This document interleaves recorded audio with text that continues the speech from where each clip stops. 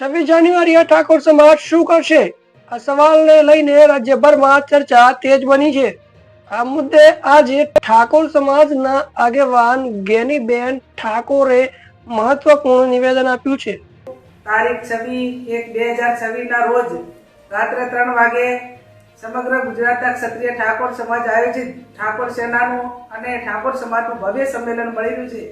આપ સૌ આ સંમેલનના ઠાકોર સમાજના સૌ અગ્રગણી આગેવાનો, વડીલો, વિવિધ સંગઠનો સાથે મળીને આને ભવ્ય રીતે આ સંમેલન થાય અને આવનાર સમયની અંદર એક સમાજનો મજબૂત મેસેજ જાય એના માટે કરીને આપ સૌ વધારો। આ સંમેલનની અંદર હું પણ આવવાની છું અને આપ સૌ પણ વધારો।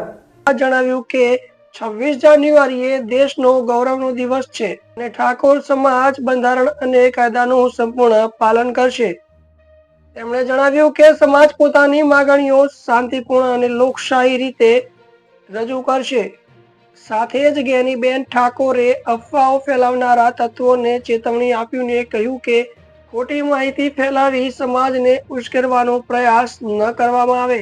જણાવ્યા અનુસાર ઠાકોર સમાજ તરફથી કોઈ પણ પ્રકારની અશાંતિ અથવા કાયદા વ્યવસ્થા બગડે કોઈ પણ પગલું ભરવામાં નહીં આવે। નિવેદન બાદ 26 જાન્યુઆરીને લઈને ઘણી અફવાઓ પર વિરામ લાગ્યો છે।